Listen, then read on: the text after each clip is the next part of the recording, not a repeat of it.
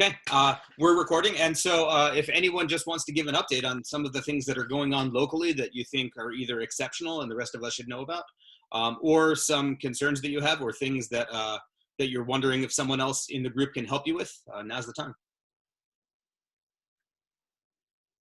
Yeah, hi Mike, Jeff Patrick. I'm a little concerned about sitting on my hands too long.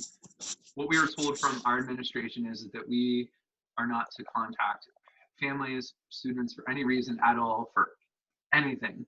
And being the person I am and my work ethic, I just feel like I'm sitting way too long and not doing anything. And then what's going to happen is we're going to be way more reactive than proactive. Of course, and you and I are friends, and we've talked in the back channel about things that we should put in place, but there really is no comprehensive plan at all moving forward. And it's concerning me a bit. And when you look at other social media and you look at all the districts in the area where I live, a little bit outside of Pittsburgh, there's other districts already doing things as simple as driving around the neighborhood and waving at their students. We have zero contact with them. And it's starting to eat away at me a little bit. And I don't know if that's something that other people are experiencing, but it's starting to feel a little bit uneasy and awkward. Jeff, we're seeing something very similar in our area up here. But one of the things that started to stand out to us is that we have teachers who are called in to hold IEP meetings and who are struggling to try and find some way to make this happen over Teams and Zoom. And then we have other teachers who aren't allowed to essentially do anything right now because they're all just kind of waiting. And so the question's starting to come up. It's more of a union issue where some teachers are being required to do some work and some teachers are being told they cannot do work, and it's all part of the same district. You know what I mean? So I'm definitely feeling you on that one. That's really interesting, because if our teachers have to do an IEP or speech meeting over Zoom, they fill out an overload pay thing for the district.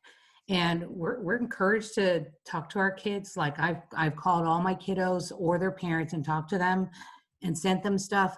We're not allowed to take attendance. We're not allowed to grade anything. We're not allowed to teach anything new, but we can push out stuff with them and have contact with them. I think one of the interesting things, I'm in Berks County, so southeastern Pennsylvania. We, as I said in the chat, were approved for 5 flexible instruction days. Obviously, we thought it would be for snow days, but we've moved ahead as if we've gone to school every day this week. There is attendance being taken every day. There are assignments being posted every day. And I know that, you know, we have coming up the plan for our district, 2 days of in-service, 80 days the next 2, to prepare for the next week of lessons. So we're going on and moving forward as if school's happening virtually for us. And we are grading, and we are certainly doing spirit days and those kinds of things online. We've been a Schoology school for a long time. I think that's made the transition very, I won't say very smooth, but less stressful maybe for many of us. And we had prepared for the idea that we'd be doing these in a snow day, you know, some virtual learning. So I think our experience is unique, at least in Berks County. There's no other school here who has flexible instruction days approved by PTE. But it always makes me wonder, if we're doing all this work, but there are other districts that aren't, you know, I think that's also, that equity issue is there again. And we are encouraged to reach out, make videos of ourselves, conference. Schoology allows you to conference with kids, and people have already used that. So it's really interesting to hear the variety of what's happening in not just our state, but across the country. Yeah, Matt, I see your hand is raised. Yeah, just for the recording, our status here is according to the information provided to me from our district's been very good at notifying teachers at noon and 3 o'clock every day with an email blast, and then the community at 4 o'clock. But what they've told the community and us is that they were not approved for flexible days. And until they have guidance from the governor that we're in a status quo and we're not to communicate with students, unless you would do, if you do it on a snow day, you could do it. But basically checking up on well-being, that's okay. But not grading assignments, not posting any new assignments or anything like that. That's us too. I teach in Delaware County. My kids are in school in Montgomery County. So almost exactly the same, just like well-being checks. And if they had an assignment that was old or overdue, or an assignment that they'd had mistakes with that they were trying to fix, they're allowed to be doing anything that started before their last day. But my own kids, one county over, have tons and tons of optional work that's kind of just moving the curriculum forward. So my own kids are busy all day long. My son's in 2 AP classes in high school, just kind of chugging along, trying to make sure that they can get where they need to get, in some semblance of that. So I'll chime in here. I'm in Lackawanna County, Northeast, and at Abington Heights High School, school district, we were specifically told no instructional material whatsoever. And then I guess a few teachers were kind of wrapping up some assignments and things like that earlier in the week. So then we got another email that said strictly nothing instructional, nothing optional, nothing that looks like instruction at all. And I think the root of it was the fear of being sued, the liability over not being able to provide the same for the special education students. However, someone just sent me a note from a couple days ago that said you should not stop instruction because of you're afraid of liability. Do you know the note that I'm talking about? I remember seeing something, but I can't place it and I couldn't find it. It might have been that note. I think I mentioned it a couple of days ago, but yeah. Right, so now I'm interested to see what will happen. We have a faculty meeting optional tomorrow, so I'm going to see if they're going to address that at all. I mean, we're doing absolutely nothing. I have 2 sons at the high school. They're sitting around all day doing nothing. So it can't go on like that, I feel like. our district sent out, not to teachers, but to parents, that a piece of it was the special education component, but then they also sent the parents I thought a nicely worded email, but still information that I didn't hear directly from them that I remember. It said, they can only afford to pay us for so many days. And if we have to go to June 30th, then these 2 weeks have to be unpaid so that those 2 weeks can be paid. And that, as much as, and it literally said, our teachers are chomping at the bit to make educational contact with your kids, but we're telling them they're not allowed. Please don't hassle them or blame them. But we'd go over budget. We couldn't afford to pay all of our wonderful people for 2 more weeks of their great instruction. Like, it was very positively worded, but it was weird that I had to find that out by reading it in the parent email and not in an email that came to us. Mm. So. I'm in Dauphin County, and ours is very similar, a mix of what everybody just said. We are able to share enrichment materials, but we're not allowed to teach, and we're not allowed to grade anything unless it was from before our students stopped coming to school. So they could get caught up, but other than that, we're not allowed to grade anything. That's the big emphasis, that we can't grade. It's not the focus isn't teaching, the focus is grading, assessment. Our school district asked all of the teachers this past Monday and Tuesday to work together in grade levels and in content area levels to curate mostly three enrichment products that they could send out. So the teachers worked virtually on that through Google Docs, and then those lists were reviewed by the administration, and then they created 3 websites that they pushed out, one for elementary, one for middle, one for high school, that they pushed out with the resources. And it was really great that they limited the subject areas to 3, because then people had to be very, very thoughtful about what they were putting out there. And it wasn't instructional materials like lessons, but it was things like Khan Academy and stuff like that would be relevant. So those lists are fantastic. Actually, while I'm on here, I will see if I can find those websites and pop them in the chat. Yeah, actually, can you also email them to Jeffrey? Because he's compiling things. I have a question. Is there anyone who is going to start teaching this week that didn't teach last week? Where your district is telling you, like, okay, we're going to start online instruction now. We're supposed to, as of right now, as far as we know, we're starting tomorrow, but we haven't heard anything official. Mm-hmm.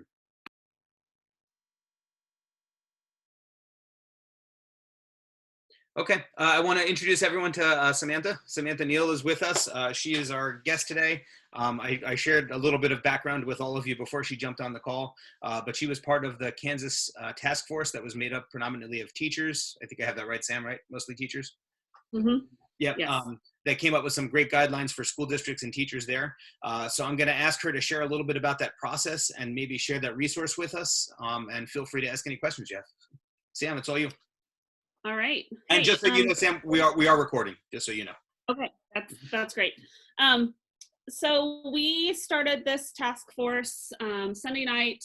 Our commissioner called 3 of our past teachers of the year, and together they brainstormed a list of about 25 educators that grew to 40. We tried to find every grade level content area that we could to have as much variety as possible, as well as expertise from areas like our counselors, our special education, and then our state department started a Zoom meeting that pretty much stayed open at all times. And so at 4 o'clock on Monday, we convened and divided out into different content areas, different social emotional learning, family partnerships, and started brainstorming. And really our goal at that time was to determine what are our essential outcomes and what resources would we recommend that teachers use? Because I don't know about you guys, but everything is coming at us like this is free and this is free and this is free, and it's paralyzing because we don't know what's vetted, what's reliable, or what's going to work.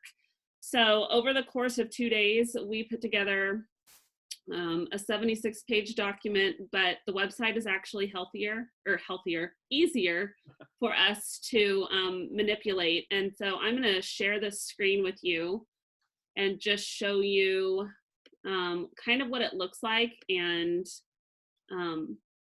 so we wanted to make sure that we covered anything and everything that we thought people were going to have questions about. We have over 200 school districts, and each district is able to make their own plan, and they do have to submit their plan by April 15th. But the first thing that we did is we brainstormed essential questions for our administration, because that's who the questions were going to be coming to first. And we wanted to make sure that we took 2 things into consideration. One being that our teachers are under stress because their lives have changed, and that our students and parents are under stress because their lives have changed. And so we knew that things wouldn't necessarily be the same. So what we did is you'll see these bolded questions. So we brainstormed what questions are administrators going to be asked and how might they respond, or what guidance might we give them. We also then went over our essential questions for teachers. And again, this is a district by district thing, but we wanted to talk about the questions that teachers were going to have. What technology apps or platforms do we need to utilize? How are students held accountable for learning, and what is expected time for students to spend learning each day? And we kept coming back to less is more, like take what we're doing and pare it down, and then pare it down some more. And then as well as grace upon grace upon grace. And we've just tried to extend that as much as we can. So we thought bare minimum, what would be acceptable, and maximum what would be acceptable. And we don't know. For example, 612, we've had some people say that's too high for middle school. Well, we can make those cuts if we need to. We just don't want it to exceed 3 hours a day. That's a lot. And just ways that we're communicating, what our expectations are for our standards. What do we do if kids don't have internet devices? So you'll see a lot of that there. I think personally, the thing that is the most helpful, if you click under the More section, is we've got a 5-day professional development plan for districts that are working through how to do online teaching. And then you're going to see some of these other tips for teaching online, tips for learning online, but these educator resources, what we tried to do is brainstorm, and I teach high school English, and so for secondary English language arts, we wanted to find 2 to 3 really good, reliable sites that we thought allowed for some modification to meet IEPs or 504s, as well as things that could be easily assigned online and printable. So like Actively Learn has opened up their platform.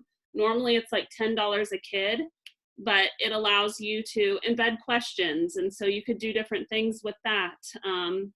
The Smithsonian Tween Tribune has different Lexile levels. So we were thinking if we used this, and I knew I had a student who needed accommodations for a read aloud, I could bump the Lexile level down a little bit, and that would help better meet her needs or his needs. So, and then we have additional resources that people could pull from. So we really wanted to make it as consistent as possible and as, I guess, easy as possible for teachers to find these resources amongst the thousands of things that are being shared. Some of the things that we recommended for districts, like in our district right now, anything that is pre-K4 is going to communicate on Seesaw. 5 through 12 is going to communicate on Google Classroom. No ifs, ands, or buts about it. Like, so we've come in and said, we want less stress on kids and parents as possible. Now within that, you can use different sites or different mediums or modes of communicating, but that's going to be our primary transport of information. As a department, my department's going to be working pretty strategically with these 3 sites, just to help us lessen communication or stress amongst kids and parents who are working full-time or learning to work from home and take care of their kids. So that's kind of where we're at with things. I will drop this link into your chat, but I already did it, Tim. I already shared it. Okay, so that's kind of the long and short of it. Is this is a guideline. It doesn't tell a district they have to do this, but we know that we've got some districts in our state that are completely ignoring this, and I have a feeling that our state department may have to intervene in some of that. We want to make sure we're looking out for teachers' best interest, as well as student best interest, and that's what we felt like this document helped us to do, is put teachers and administrators on the same playing field. Yeah, Sam, I just got a private question in the chat. Okay. Did you make any adjustments for AP classes? Okay, so one of the things that we kept coming back to is we have to stay in our lane. And we determined the ACT, AP, IB, those classes were all, that's a national decision based on those corporations. Even some of our college courses, that's a college decision that we couldn't, I guess, put guidance on until we know what they say at a national level. So at this point in time, I know like our senior AP class is small. There's like 9 kids. So in my school, they're still going to continue to meet via Zoom quite a bit of the time and discuss what they're doing and work on things. But they're a small class that's able to do that. Not everybody's going to be able to. So yeah, it just kept coming back to we have to stay in our lane. Mm-hmm. Do you guys have other questions I could answer?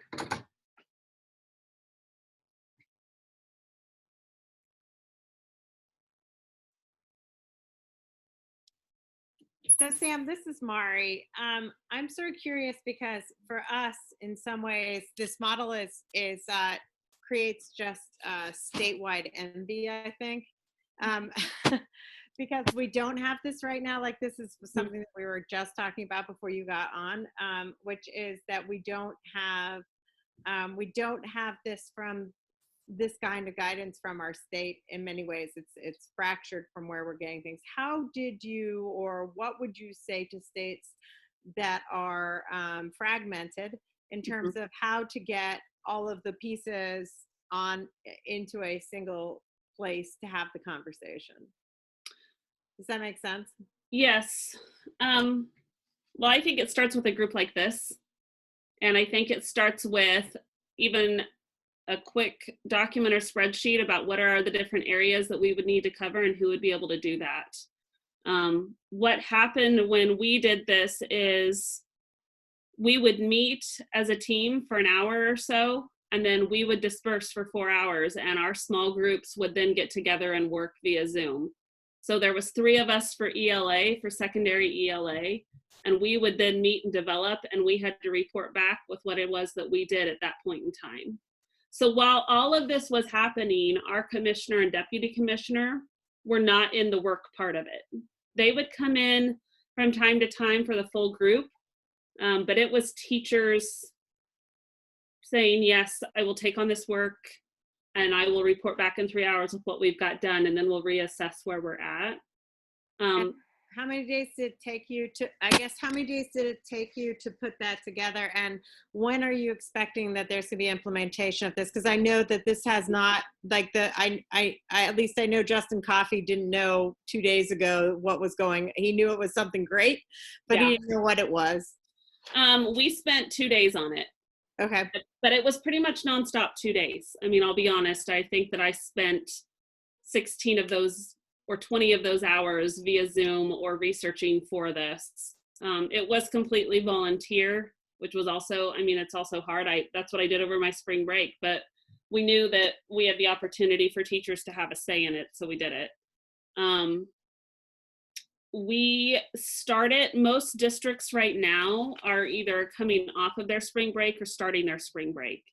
So it asks for districts to allow a 5-day implementation plan where teachers will get 5 days to collaborate via Zoom or following their local health department guidelines to create the resources they need to push out to their kids. So districts are allowing 5 days of work time for their staff to get this ready. Our district will push things out.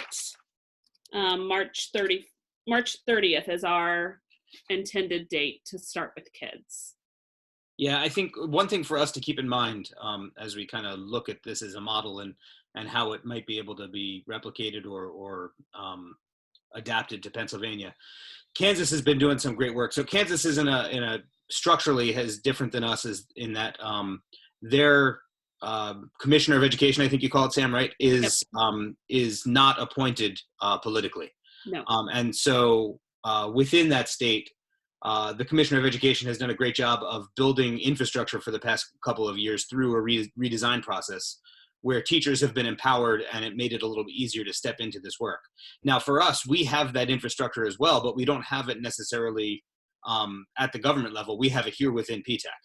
And so, you know, I think there's probably not a better organization in the state that is better positioned to be able to do this work or put out something similar to this than we are. So I guess the question I would have for all of you is how many of you would be interested in participating in something like this if we wanted to move in that direction? Well, Mike, let's hold off on that for a second. Let's find some stuff out first. Yeah, okay, yep. Let's do that at the end. I'm going a little north, right? You're That happens. a little north right now.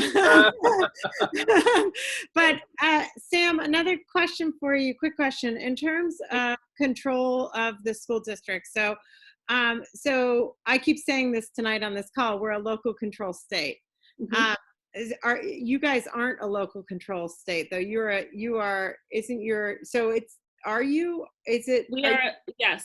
a local control state. So each school district, we've got about 200, a little over 200, I think maybe 205, I don't know, will make the decision for their district, but we have a lot of guidance coming out of our State Department. That doesn't mean that they have to follow it. Right. So this is a recommendation. This is a task force recommendation that's strongly recommended. Here is something that you can go as a resource. And Yes. have you interfaced directly with superintendents? We did not as the task force. Well, that we had an overlap where superintendents were on the Zoom and we came on. But our assistant superintendent, who was the 2009 Kansas Teacher of the Year, was one of the people leading this task force. And Diane Smokorowski was another one. Tabitha Rossbroy, who's our Teacher of the Year, and they were in on all of those meetings. So they were getting feedback from the superintendents. But your Teacher of the Year program, though, also is a Teacher of the Year program that goes through all the districts, right? So all the districts put forth somebody? No, it's like us. It's like whoever applies. Yeah, I think that we have, in some of our legislative areas, only 21% of school districts actually put someone forth. Okay. And so also, I had another question. So it was really, but it really was like, we have a Secretary of Education. Do you have a commissioner? So your commissioner really said, this is what I want, and moved on it? He said, I think in one of the press conferences, he said that he knew this was coming, and he called 3 teachers who he knew could get people going, and he let them run with it. And your unions? They upset that this, because I would think that unions would think that they should be creating this. I don't know. I am not highly active in our union at the state level, but I know that the union came out in support of what it is that we came up with. So we are we can't strike. We're a right to work state, and so that puts there you go. Bada bing, bada boom. So our union right now is coming in and saying, if your district is asking you to do things that you feel are inequitable or put you at risk, we want to know. Yeah. But I think it's mainly so they can let KSDE know, so that the State Department can step in if something is happening and say, whoa, what practices are we using here? Mm-hmm. So, Dan, one of the questions in the chat is parent involvement. Were parents involved in creating it all, or has there been any feedback from parents that you've heard of? The only parents who were involved were those of us who were teachers and our parents. We did not have a lot of turnaround time. So, we had some teachers who were even upset that how was this formed, and who was, it was pretty much you're a leader, you've helped in the past, are you willing to go? And we started. Parents, I think it's a mixture. We talked about this a little bit earlier, Mike, about some think that the requirements, the guidelines that we've put forth are not enough. So we have 30 minutes for pre-K, and they think it should be more. We're trying to think of what keeps kids engaged in academic content in a way that also doesn't endanger them with stressful situations at home, or not having a parent who can do this work with them.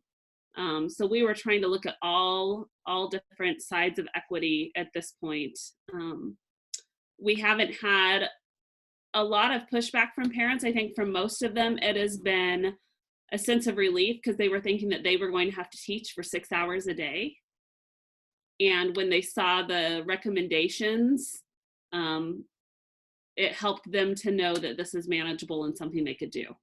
Yeah. So. All right, I'm going to ask you 1 or 2 more questions that are in the chat. I know there's probably more than that, but because just for time reasons, Sam, but would you be willing to share your email address with everyone in case they have questions that we don't get to? Yes, absolutely. And I will type it in. Okay. So we have a question. We have a question about how did you handle school districts that might not have connectivity or devices for students, or maybe have inequitable distribution of those kinds of things? That's a district by district thing. We at this point, there are too many differences across the state for us to know what every district has. We did create surveys that allow districts to, and they're on Google Drive. It's in that document. You'll see it's a Google survey, but that allow us to see what our population has. And we know if we don't get a high response, that our population most likely doesn't have that capability. And so that's really a district by district thing in Kansas. We will have some districts out in Western Kansas that simply can't get internet other than the school. Like it's taken all the internet infrastructure into the town to get it to the school. We have others that, you know, where 95% of their students have internet capabilities. So in the plan, were both of those scenarios kind of accounted for, or did you just focus on the districts that had access? I think that we tried to clarify that we need to continue to meet the needs of all of our kids, and that districts are going to have to determine which way they're going to do that. So I know in my department, when we meet tomorrow, one of the things that I'm going to suggest is if we choose a short story to work on, it needs to be something that either has, I mean, thinking broadly, it's got to have, if it doesn't have different lifestyle levels, then we've got to find a story with a read aloud. If it can be done online, we also need to make sure that it's a story that we can have copyright to print. So there are some different things that we'll be working through, but that's district by district, department by department. All right, Sam, thanks for taking some time to talk with us tonight. This was awesome. And if there are questions that I can't answer, I will, if you guys are okay with it, forward it on and see if I can get an answer for that from Diane, Cindy, or Tabitha. But it was really teachers coming together, wanting to make it easier for us to find good resources, for us to have some guidelines as to what's expected so that our kids benefit. So thanks for letting me share. Thanks. Enjoy the rest of your Sunday. Thank you so much, Sam. So was that helpful to everyone? Did that give you some stuff to think about, or?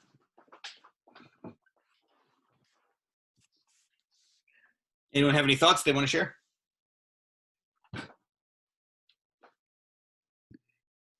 You know, Mike, I think my concern is that our district is going to start to move ahead with a plan before the state gives us a plan. Like we're already starting in talks over the weekend here with our department chairs to figure out, you know, how we're going to move forward without the state giving us any kind of guidance. Yeah. And I think like Mari's district's already, they already started teaching last week. So I think we're going to have that. I think there's districts that are all over. My thought is, you know, whether it's us or, you know, if there could be some researched guidelines that could help the districts that don't have any idea of what to do.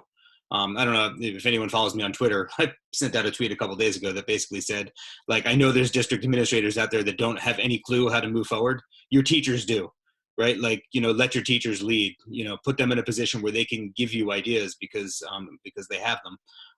And so my thought is if we can serve some kind of role where we put teachers in that position, maybe it'll help out those that don't want to admit that they don't know what they don't know. Mike, do we know if there's a committee that the PDE has already formed to address virtual learning? Do we know anything about that? Not that I know of, but that doesn't mean that there's not one. I think that's a question that we would have to reach out and talk to them about. Mari, do you want to speak to that a little bit? Yeah, so I highly doubt that there is. I mean, one of the things about Kansas, as you started to hear, there are, and this is kind of the questioning, and I'm sorry to have done some of that questioning, but I was trying to figure out how we could possibly move forward to try to do something that would very quickly get this in place, because 2 days is not a lot of time, and with a model already in place, one could do it. But there is an issue because that model really is for online resources. I haven't dug into it enough, but it really assumes that there's a certain level of online connectivity. And I think those are the districts that have moved forward. Like, right. I think the districts that have moved forward are the districts who have the support to be able to do that. And my concern is twofold. You don't have a school district in Kansas City that's the size of Philadelphia and has the complexity and the needs of the children that there are in Philadelphia. So when I go back to the question I always go back to of what is best for children, then I think that there has to be a much more complex solution. And I think that's probably why you haven't heard from PDE. Now, I think, so I was sitting here thinking, do we do this through PDE? And then I was thinking, that's just ridiculous. Like, if we do this through PDE, it's just going to become more cumbersome. Why don't we build it and they can come? Right. like if we build it, then PDE can come. If we sit down and we figure out our resources and we create things that we're kind of recommending out of our PLCs and things that we would say this worked and here's a way you could go, and if you use this platform then these things work, or if you use this platform and you're teaching this thing, if we could start to use Kansas's model to produce some stuff out of those PLCs, which could be very gratifying to all of us, right? Because we would be researching and talking and engaged in that. That's what we're all doing anyway. Mm-hmm. And we could also engage with that with school districts that don't have those resources. So we could sit down and say, look, you're in a school district that's telling you we don't have these resources or you can't teach. Let's have you in your own group and let's give you a voice and let's create that as a voice. And then we say to PDE, you want us? We're here. We got it. Just go to our website and then invite us to come and solve your problems for you. I think that might be a stronger way than getting into the issues that PDE is so embroiled in. I think as a profession, we sit down and we talk about wanting to empower teachers, and then we wait for leadership to do it. And so if we really want to empower teachers, and I'm talking off the top of my head here and I'm singing. Keep talking, I like it. I like it. And so I'm thinking, but I'm just like, it sees that if this is what we want to do, then let's use our PLCs to do it. Let's use Kansas's state's thing as a model. Let's use that as our model heading into our group meetings. Like, let's sit down and say, does this look like a good plan? And what's a secondary model for those who don't have connectivity? So if I'm a teacher and I've done all this online resource stuff and I'm thinking like, okay, cool, I've got this, but I can't get that to my kids. How do I get that to my kids? What do I do for that kid? How do I reach out to that kid? And what do I push and say, no, this isn't okay? Because what happens if the governor does say, it's all just canceled, go home? Are we all gonna go home? Like, what is that gonna do for our kids? We can't go home. That's BS. Their kids are hurting. We aren't going home. Like, so let's do something. I'm sorry, I'm on my rant, I'm over, it's done. But right, that so would be my thing. I think we use that model to do the PLCs, and we create things out of those PLCs that are hands-on, and we sit down and we send them to, and we say to Pedro, pay attention. And I will say to Pedro, pay attention, because he needs to pay attention enough. I think there's a lot of teachers that are chomping at the bit. We want to get, we want to earn that paycheck. We really want to work. But I think there is a lot that are like overwhelmed and I would say anxious about how to do it. So I should have asked Samantha at that point, like how do we approach those teachers who want to do it, but they don't know how to do it? That should be part of the document. Yeah, so I think it is. Yes. I think they have a 5-day professional. When we partner with. Yeah, so I think part of that document is a 5-day professional development plan for districts to give their teachers. Or it's sitting down and saying, let's partner with PAECT and start to work in that way. Like I was just actually typing it in, Mari. But we've got to do it first, because the problem is that if we only partner with PAECT, then we're talking about technology all the time, and 65% of our people are not going to have that capability. Yeah. But I think that there's a place. I think partner with PSLA.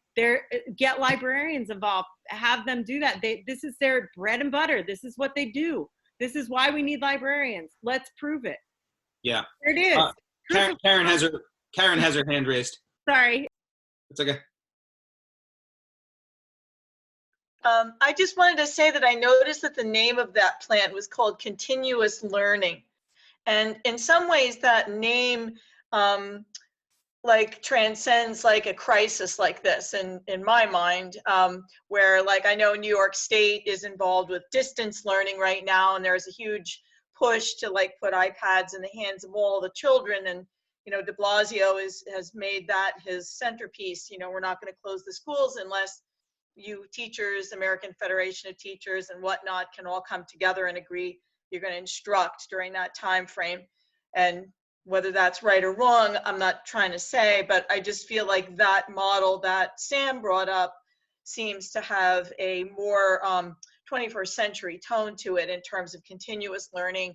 And what really does that mean? In my view, before, you know, I would feel comfortable working on a PLC and researching and developing a lot of ideas, is what exactly is the goal? Is it a stopgap measure to pull us through a crisis, or is this something that we would be spearheading in terms of, you know, projecting, looking out with a longer lens into the future about what school is actually going to, you know, become?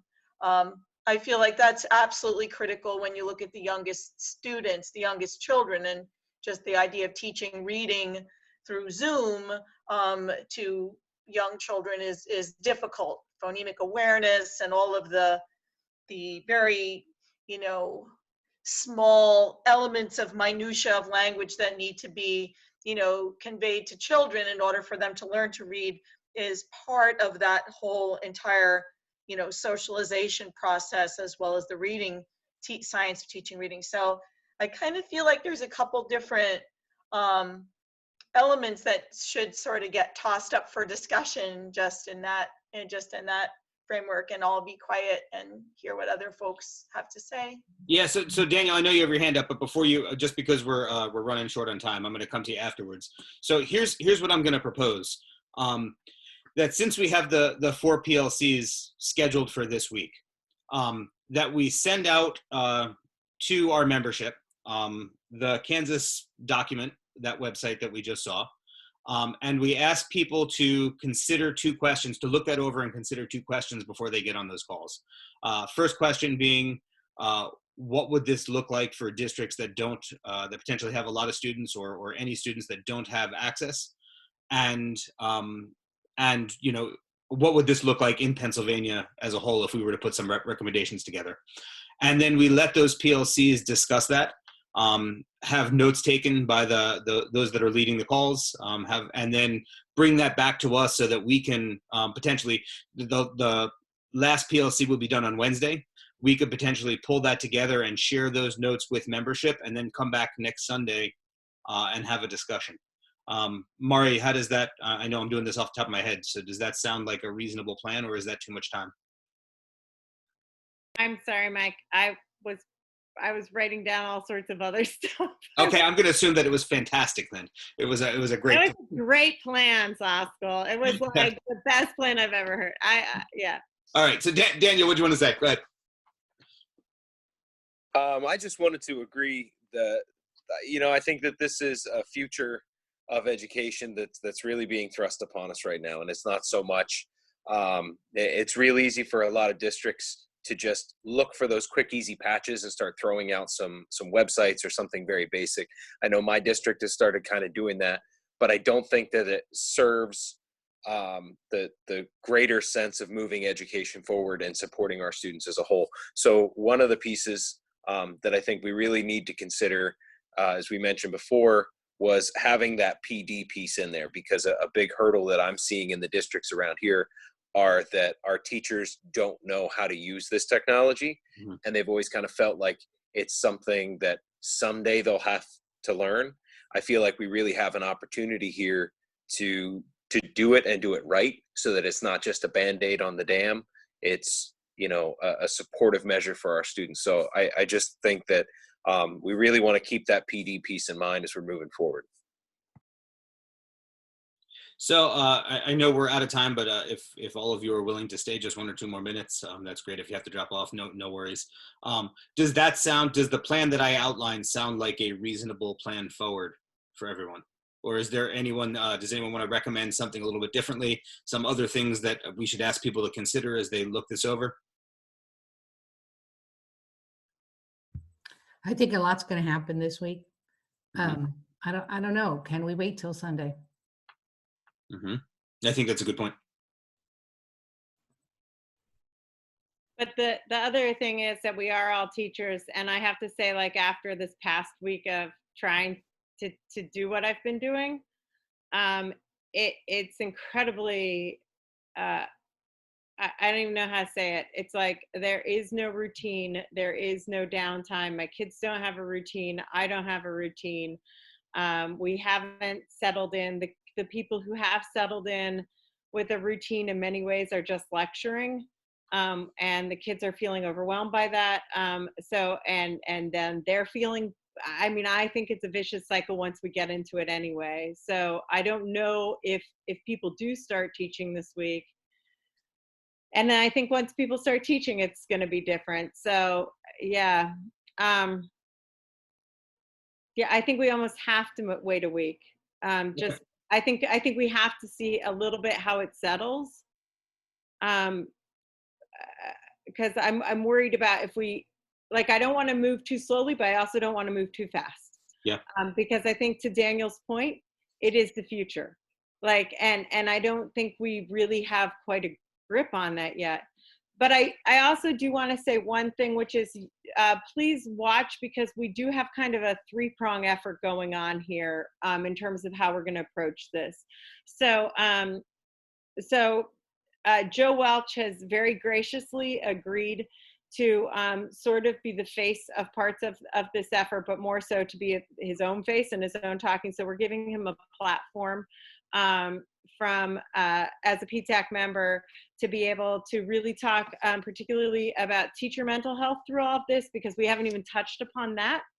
And the balance of teacher health, mental health, as we go through this as a piece of this. So be watching for updates and things from him. He will be front and center on our website, so you will see him, and you should be pushing people that way. We are also going to be opening up. We'll be running a survey about a lot of these things that you talked about tonight. So based on this call, we will put out a survey. We are going to put that survey on the website so that it can be accessed. The first thing you will answer is whether you are a PTAC member or not, so that's one set of data. But we will also be asking that you push that to other people so that we can get as much data as we possibly can to take to PE, to take to legislators, to take to people, so that we can do that. And then the third prong, and the most important thing are these PLCs, because the collective, if there's one thing that we are learning from the coronavirus, it is that the collective is the most powerful and important thing that we have as a human race. Mm-hmm. And so that the individual is important, but the collective good is more important. And the collective voice here is the strongest part of this. And it's the strongest part of this voice. So, in order to have part of that collective voice, we're going to be looking, but we will be separating out that data from your data. We will be using you because we think that those will probably reflect the same things. But it gives us more numbers, but everybody wants to hear from you because you are all considered the top teachers. So you are all considered the best of the best. And that is really critically important when we start talking to people, because those two sets of data are going to be important. So look for all of that. All right. So here's the plan going forward. This call has been recorded. I am going to put this onto YouTube with an unlisted link. So it won't be accessible to anyone that doesn't have the link. I will send out that link along with the link to the Kansas website, and those two questions to all of our members. I'll remind them about the PLCs that are going to be coming up. Those will be the topics of discussion for those PLCs. And then we will collect notes from there and meet back here on Sunday. And thank you all for this really insightful conversation and the great work that you're doing, and just everything that you're doing to keep things together for our teachers and students in the state. So enjoy the rest of the Sunday. Oh, yeah, go ahead. Go ahead, Tracy. Sorry, I'm just looking, I have my PLC 8 to 9 on Tuesday with Daniel. I don't have a way to get in touch with Daniel. Like, should we message you and then you can kind of put us in touch with the people we're going to run the meetings with? Sure, I can, yeah, or you guys are right there. I mean, if you guys want to. Okay. I can I'll put my information in maybe. Just send a private message to each other right now with your contact info, and you guys. It just occurred to me, I don't even know how we're going to start that. All right. So Daniel's iPhone, is that you? Yeah. And you guys are the middle school group, right? So Cindy will be on that call with you also. So Okay. we're going to make sure that there's at least one board member on every call. Cindy's your board contact. Okay. Can I send a message to 2 people? I'm not sure, but I don't think so. No, you I know how to cannot. find Cindy I though. tried. You can't, unfortunately. All right. Thank you. Sure. All right, everyone. Have a great Sunday. Thanks for You joining. guys are the best. Thank you. Before you hang up, Maury and Yeah. Mike, Yeah. is there something I need to be doing for you? Is there or Are you sending out champagne and chocolate? Oh, ooh, I forgot. I'll take beer and chocolate, but champagne's okay, I guess. I don't know if I could go across Oh, wait, state I guess lines there, Maury. I guess we should stop the recording first, right? Yeah.